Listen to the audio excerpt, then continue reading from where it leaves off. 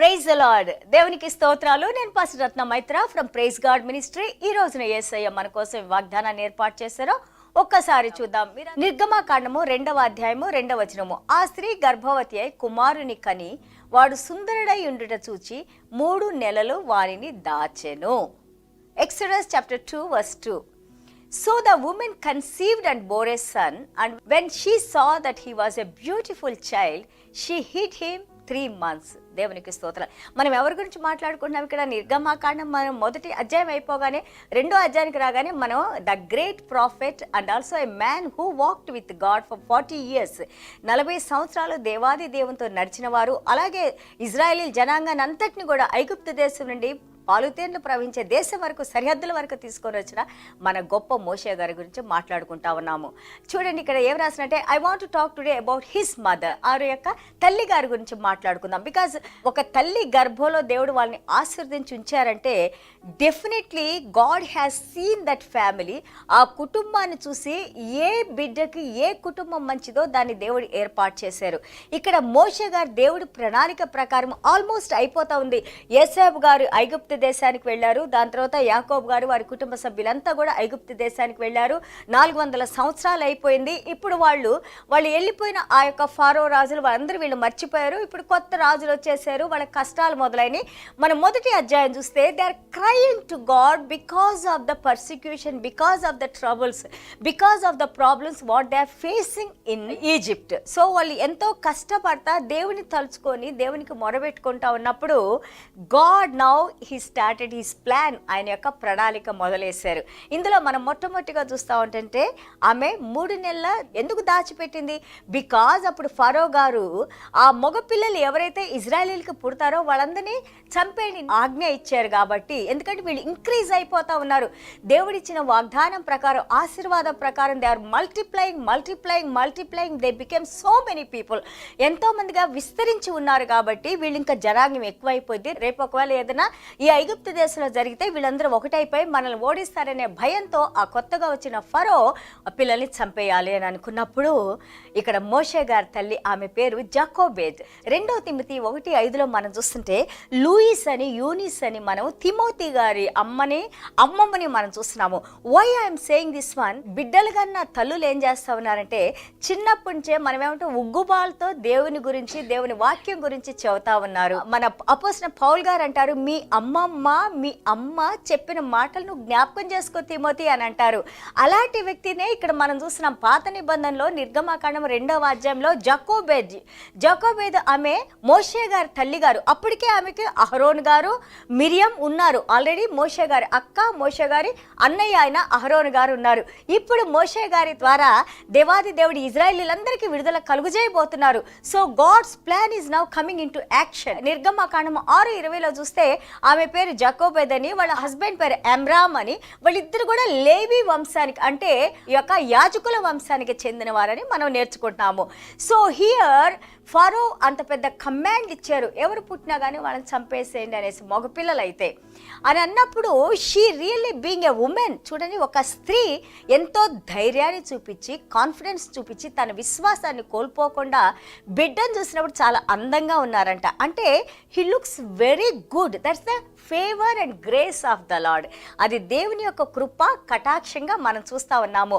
And also she had lot of confidence because she's from the house of Levi. ఆ Levi అంటే ఒక యాజకుల గృహం నుంచి వచ్చింది. She knows the word of God.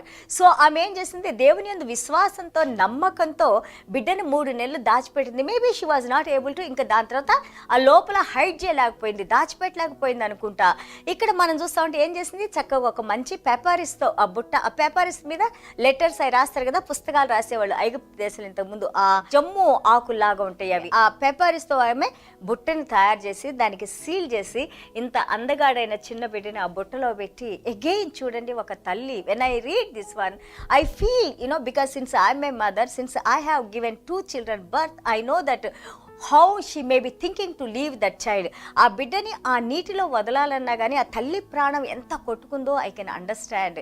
చూడండి, ఆ బిడ్డని ఆ నీటిలో వదిలినప్పుడు it's all faith we see here. అంత విశ్వాసమే, బికాస్ ఇంకా తను ఏం చేయలేదు. She totally depended upon God. ఇదే నేను ప్రతి ఒక్క తల్లిని మనం అర్థం చేసుకోవాలి. There are many problems comes to us in our lives. మన జీవితాల్లో ఎన్నో సమస్యలు వస్తూ ఉంటాయి. But remember that always when we depend upon God total and completely, that God's hand is very different. God's hand works mighty miracles in our lives. మనం ఎప్పుడైతే దేవుని మీద ఆధారపడి ఉంటామో దేవుడు కార్యాలు చేయటం మొదలేస్తూ ఉంటారు. చూడండి, ఈ బుట్ట ఎక్కడికి వెళ్ళిపోయింది? డైరెక్ట్గా ఆ ఫారో గారి కుమార్తె స్నానం చేస్తూ ఉండంటే ఆ నదిలో, ఆ సమయంలో చూడండి దేవుడు ఎలాగా ఆ ప్రణాళిక ప్రకారం ఒకటి తర్వాత ఒకటి ఏ విధంగా అరేంజ్ చేశారో. అంత పెద్ద ఐగుప్తు దేశ రాజుగారి యొక్క కుమార్తె చూసిందంట.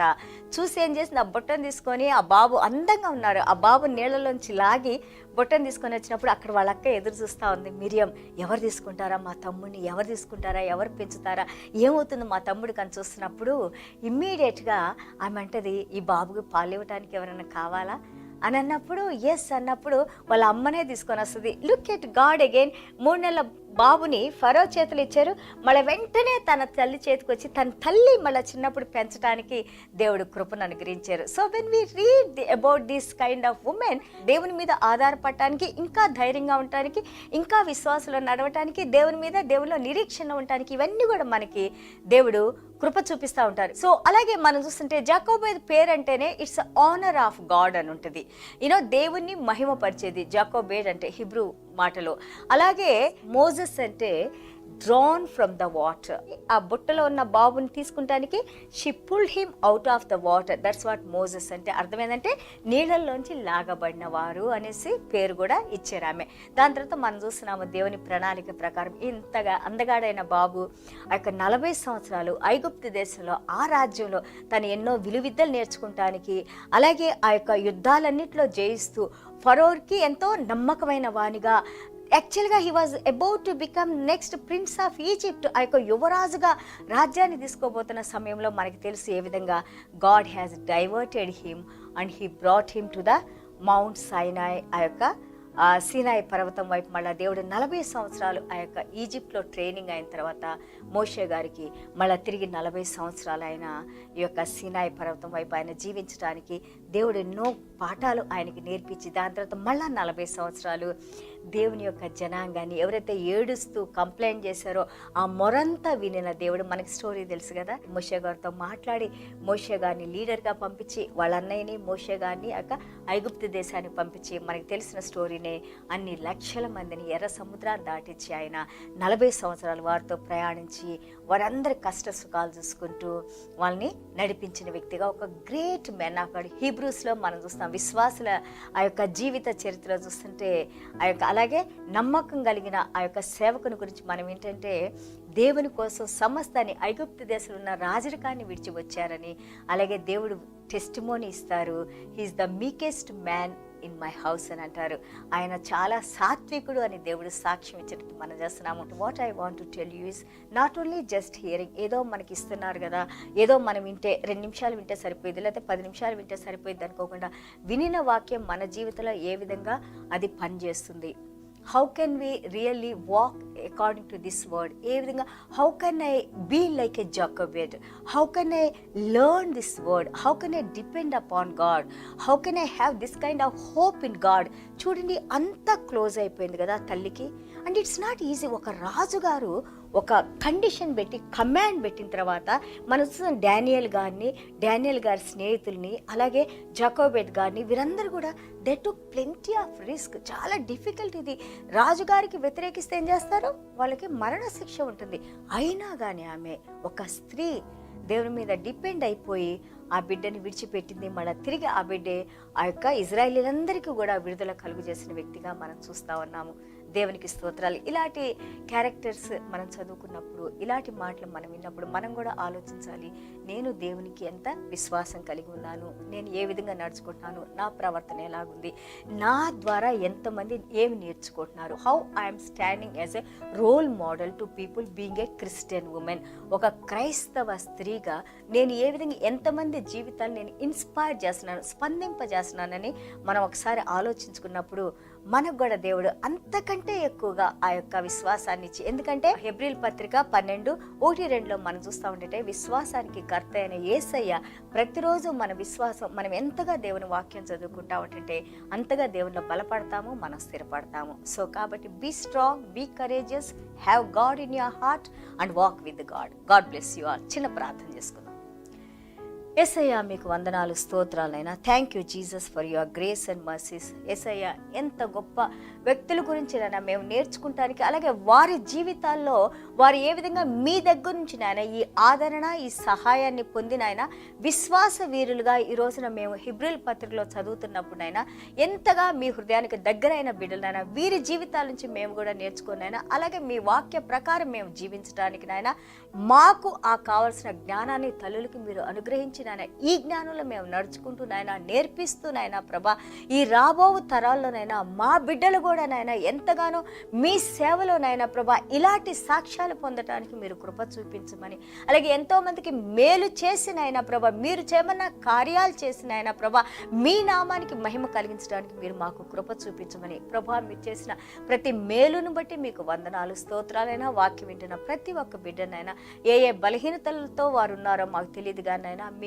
మహాకృపలోనైనా మీ హస్తాన్ని బిడ్డల మీద ఉంచినైనా ప్రతి బలహీనత నుండి విడుదల కలుగు చేసిన మరి ముఖ్యంగా తండ్రి ప్రభా హార్ట్ ప్రాబ్లమ్స్ నైనా, క్యాన్సర్ వ్యాధులనైనా ప్రభా, దీర్ఘకాలపు వ్యాధులనైనా వేటితో అయితేనైనా దివారాత్రునైనా ప్రభా బిడ్డలు దిక్కు లేకుండానైనా మీ పాదాల దగ్గర వేడుకుంటున్నారో తండ్రి మీరు కనికరించినైనా, కృప చూపించినైనా, మీ గాయపడ్డ హస్తంతో ముట్టినైనా, మీ తిన్న దెబ్బలతో ముట్టినైనా సంపూర్ణ విడుదల కలుగు చేసినైనా, ఇదిగో జీవం కలిగిన దేవునికి నేను ప్రార్థన చేసుకుంటే ఇంత అద్భుత కార్యాలు నా జీవితంలో దేవుడు చేశారని మీ నామానికి మహిమ తెచ్చుకోమని, అలాగే తండ్రి మీ యొక్క పరిశుద్ధ రక్తాన్ని మా మీద ఎటోన్ చేసిన ఆయన మా చుట్టూ మీ కంచి నుంచి నాయన ప్రభా మీ మార్గంలో నడుచుకుంటూ నాయన ప్రభా ఇదిగో నాయన ఎంతో మందికి నాయన మాదిరికరంగా ఉండే బిడ్డలుగా మమ్మల్ని దీవించమని యేసయ్య దివ్యమైన నామలో తండ్రి ఆశీర్వదించి ప్రార్థన చేస్తున్నావు తండ్రి.